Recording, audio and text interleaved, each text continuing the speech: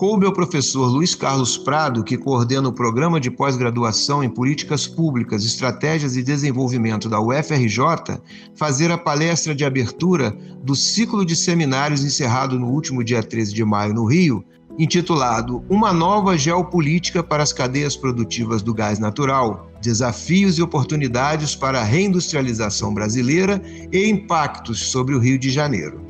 O professor avalia que a economia mundial está em transição da chamada globalização, onde impera a ideia do livre comércio, para outro movimento ainda indefinido, mas com impacto geopolítico talvez tão grande quanto o que ocorreu no pós-guerra, dificultando análises e projeções.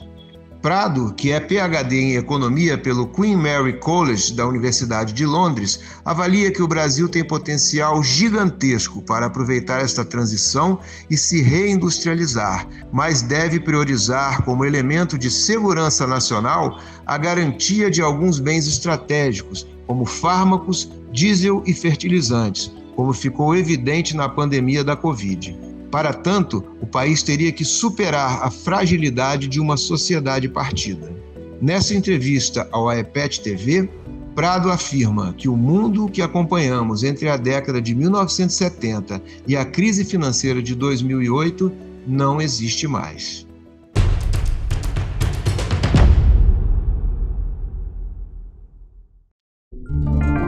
Desde Vargas até meados dos anos 1980, o Brasil se industrializou de maneira dinâmica, mas a partir de uma nova agenda com reformas neoliberais, o país mudou de rumo e vem amargando há mais de 40 anos um processo acelerado e precoce de desindustrialização. Quais as diferenças entre os dois períodos? Transformação na política econômica brasileira, o abandono de uma estratégia de desenvolvimento vem realmente da segunda metade dos anos 80.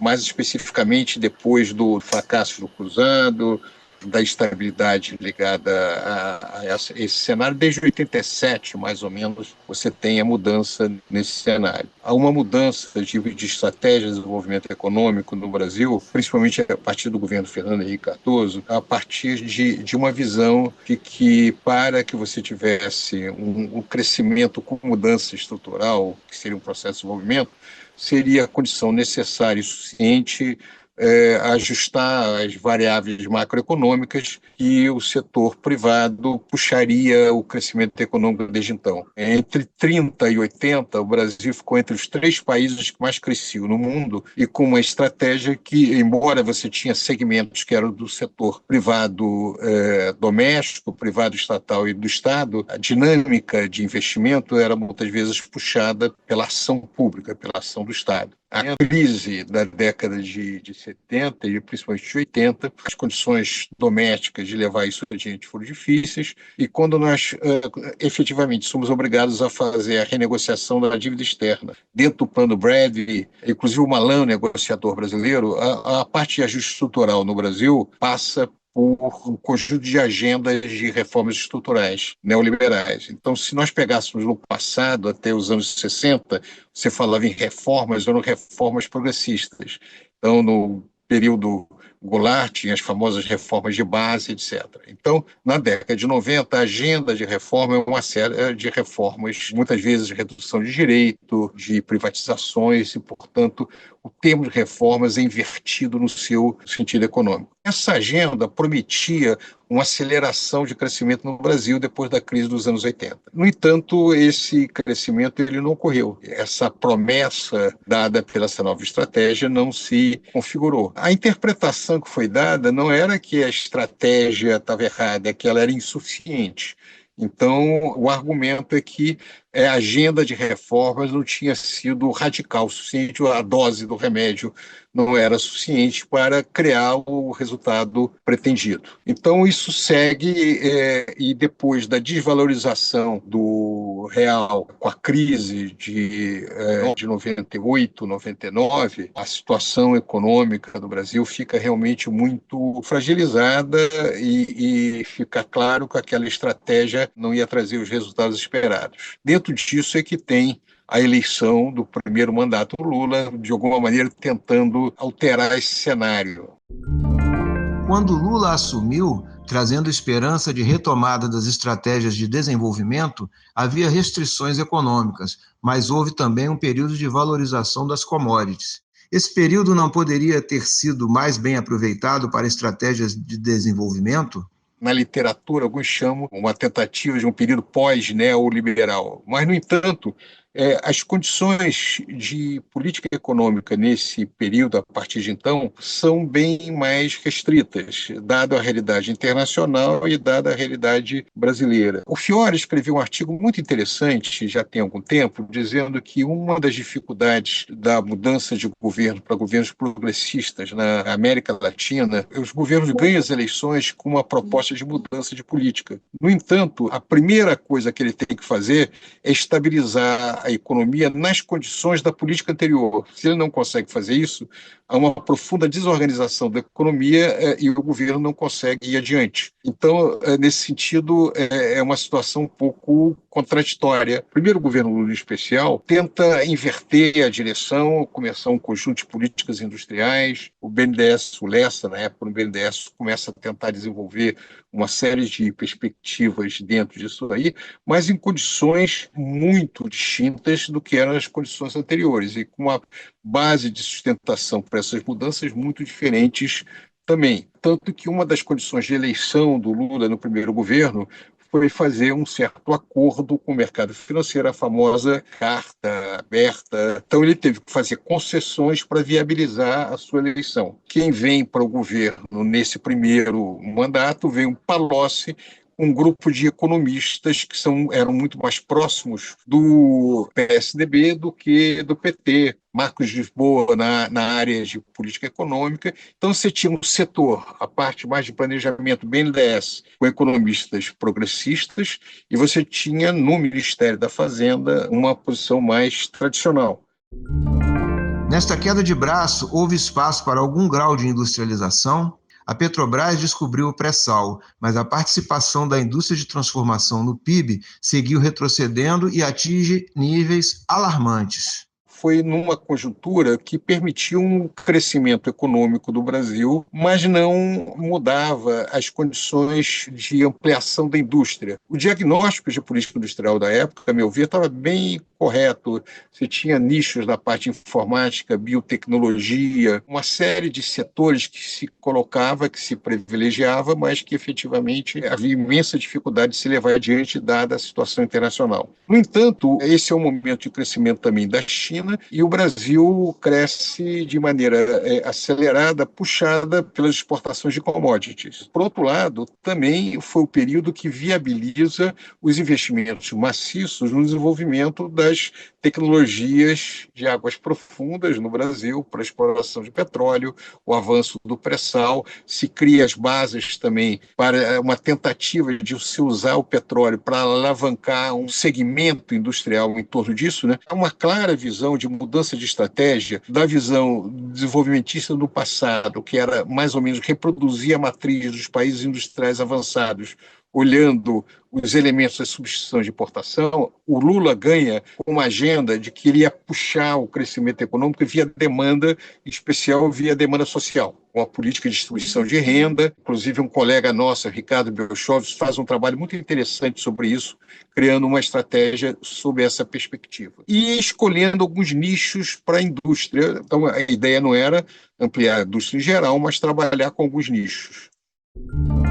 Esta política, pensada na gestão de Carlos Lessa no BNDES, talvez seja mais focada do que a atual, pois priorizava fármacos, informática e petróleo e gás. Mas, aparentemente, perdeu a queda de braço com o Ministério da Fazenda. O resultado foi até positivo, mas não tão positivo como se gostaria. Encontrou-se algumas dificuldades, mas na área de petróleo nós fomos muito bem-sucedidos e agrobusiness o Brasil dá um salto gigantesco. É tomada, inclusive, uma decisão que foi fundamental de longo prazo para o Brasil, que é usar as reservas, a expansão da exportação, para acumular um volume de reserva considerável, em torno de 350 bilhões de dólares, que resolveu um problema histórico do Brasil. O desenvolvimento econômico brasileiro, como do latino-americano, em geral, sempre encontrava o seu limite às famosas crises cambiais. Quando você tinha uma retomada de investimento, você entrava em déficit em transações correntes, isso levava a uma situação de desvalorização da taxa de câmbio, isso pressionava a inflação, então nós éramos prisioneiros desse cenário. Foi esse crescimento entre 2002, 2008, que libertou pela primeira vez no Brasil do cenário de uma situação de grande restrição externa. Só para ter uma ideia da implicação disso, a Argentina, por exemplo, não optou por fazer as reservas no mesmo período. Desde então, ela tem sucessivas crises associadas aos seus problemas de balanço de pagamento, inclusive com pressões inflacionárias muito grandes decorrentes dessa situação. Isso se deu até 2008. Quando vem essa imensa crise de 2008, chamada de grande recessão na literatura, as regras mudam muito. Quais mudanças a crise de 2008 trouxe ao Brasil? Passado alguns anos, o preço das commodities entra em crise, uma série de fatores que vão afetar o crescimento da economia mundial. Nós não fomos particularmente afetados pela crise financeira, houve uma queda muito grande em 2008, mas rapidamente recuperamos, dada a política anticíclica bem-sucedida do governo, mas a realidade da economia mundial tinha mudado completamente. Então, o que ocorre com a saída da crise e com alguma tentativa de retomada é que as condições iniciais tinham se alterado. E quando a crise chega ao Brasil, lá para 2013, principalmente 2014, nós vamos ter o cenário de crise perfeito. Primeiro, nós temos um avanço da instabilidade política em decorrente da questão da Lava Jato. A Lava Jato tem um impacto na opinião pública que afeta muito a credibilidade do governo dentro dessa situação. E mais do que isso, destrói diretamente alguns dos elementos que puxavam esse crescimento, inclusive no setor de petróleo, Petrobras em si, várias outras coisas do gênero. Então, nós fomos claramente com forças internas mais desestabilizados nesse período. Um cenário claro de desestabilização. Se você poderia questionar um pouquinho os investimentos maciços em infraestrutura de produção de plataforma, alguma coisa do gênero, uma vez criadas, não faz sentido parar, como aconteceu, por exemplo, em Rio Grande, né? A estrutura já está lá. Você poderia discutir se valia a pena investir na criação dela, mas uma vez que está criada, não faz o menor sentido você abandonar esse tipo de infraestrutura. Então, essa junção de queda de preço da commodity, estabilidade política doméstica, de alguns erros domésticos de política econômica, que não é o caso aqui discutir, leva ao profundo enfraquecimento, aí já com Dilma, e cria as bases políticas do impeachment. Depois do impeachment é linha abaixo, né? Você tem um governo Temer, cuja é uma política de desmontagem da situação, não tem nenhuma preocupação com investimento. A Petrobras é transformada numa máquina de gerar dividendos, nada mais do que isso. Surge uma série de problemas em decorrência desse setor. Posteriormente entra o governo Bolsonaro, que logo depois pega a pandemia, que se a situação já era ruim, uma política claramente neoliberal, ela se aprofunda com isso. E nós herdamos, que é uma herança terrível dessa situação, a famoso teto de gastos e a reforma constitucional, que aproveita um momento político muito particular, onde havia maioria para fazer isso, que dificulta profundamente qualquer estratégia de crescimento da economia puxada pelo governo. Então, uma das dificuldades que você tem hoje são os mecanismos de puxar a retomada da economia via gasto público, são muito limitados.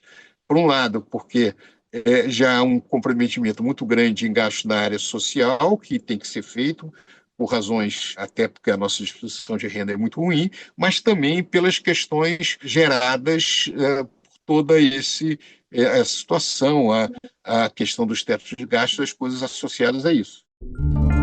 Petróleo e Petrobras certamente podem alavancar uma política industrial, sobretudo no Rio de Janeiro. Qual seria a saída estratégica diante da vulnerabilidade de nossa cadeia produtiva e da grande turbulência no cenário externo?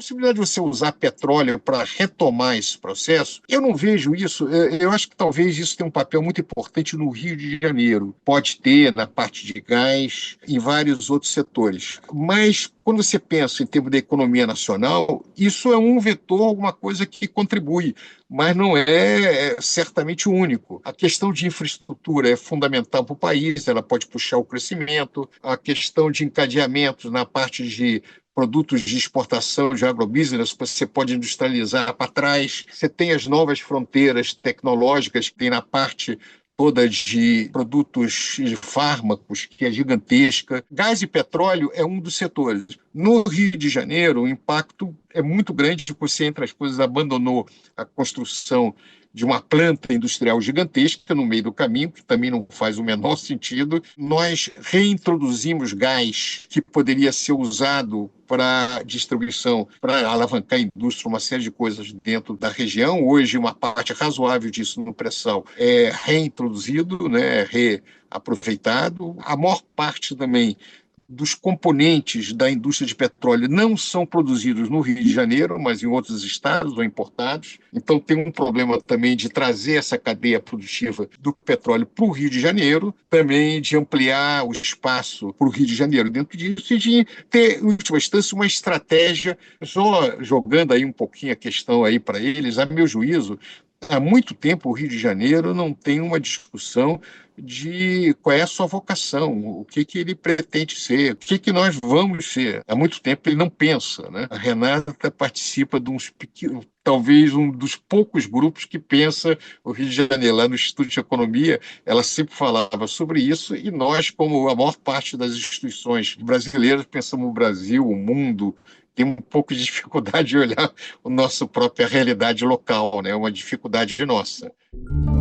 O Brasil algumas vezes aproveitou o contexto de crise no cenário internacional para encontrar brechas para seu desenvolvimento. A disputa dos Estados Unidos com a China, a relação de Trump com a Europa, as guerras. Há espaço para um papel mais relevante do Brasil na economia mundial? Nós estamos vendo o maior abalo, mudança geopolítica desde a Segunda Guerra Mundial. Não há precedentes de uma transformação dessa monta, certamente desde a Segunda Guerra Mundial. Agora nós estamos no meio, está difícil de ver a floresta, nós estamos vendo um bando de árvores. Eu trabalho há muito tempo com história econômica, eu gosto muito do século XIX, porque já terminou, a gente olha para trás com certa tranquilidade. Então, eu adoro dar aula sobre o século XIX. O problema sobre o século XX, agora também eu gosto muito, porque já passou.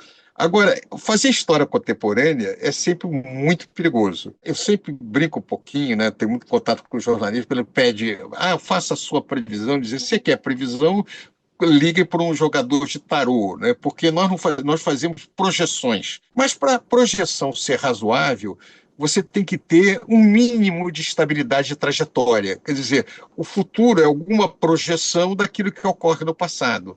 Quando você tem um momento como hoje, a nossa experiência passada serve muito pouco. Então, eu tenho muito mais dúvidas do que certeza. A gente teria que ir um pouco à frente para saber para onde vão essas coisas. Está tudo muito nebuloso. Os estrategistas militares falam fog da guerra.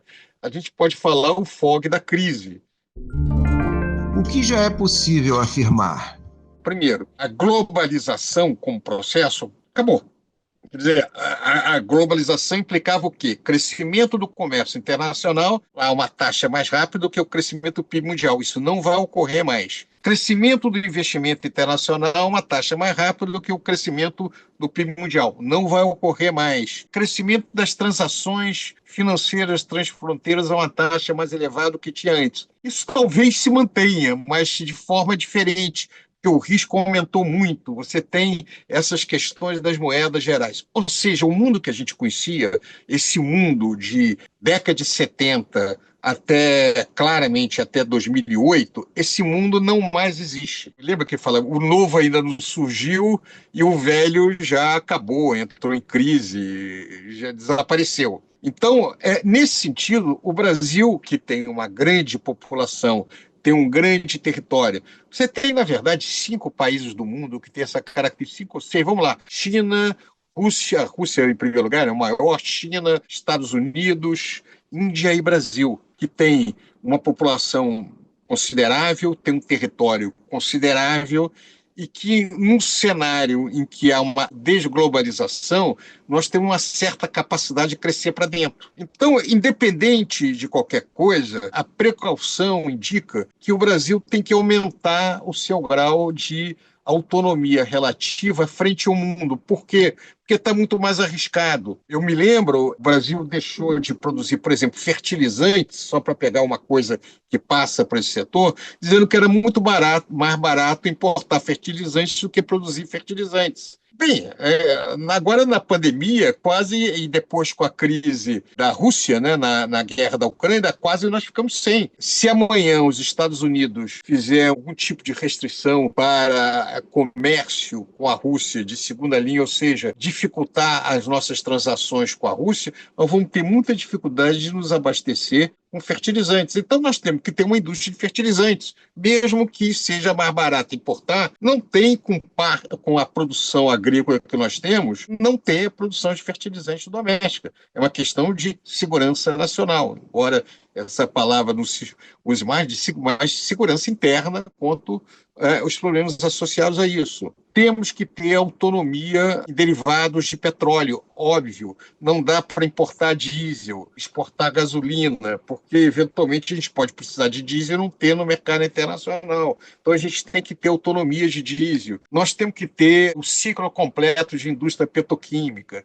Nós temos que produzir para a parte de fármacos, que hoje nós dependemos da Índia e da China, os princípios ativos decorrente. E tudo isso tem implicações e o Rio de Janeiro tem um papel dentro disso. A crise econômica só demonstra que aquela visão um pouco ingênua, que nós não temos que nos preocupar, é só ter divisas que a gente importa, que a gente precisa, não é tão verdadeiro assim. Se nós fôssemos Uruguai, nós não podíamos fazer nada com isso. Eu assisti o primeiro-ministro de Singapura, que é um dos países mais bem-sucedidos nesse processo de globalização, avisando para a população que eles vão enfrentar uma profunda crise adiante.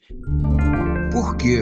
É um país de renda per capita alta e consumo sofisticado. Ele exporta mais do que seu PIB, ele é altamente dependente do comércio internacional. Então, esse cenário é absolutamente destruidor para Singapura, que é uma cidade-estado um pouco menor de território que o Rio de Janeiro. Taiwan vai ter problemas, né? Em tese, essa é uma crise que nós temos um gigantesco potencial de aproveitamento. Então, o potencial de aproveitamento do Brasil será muito grande se houver investimento e planejamento.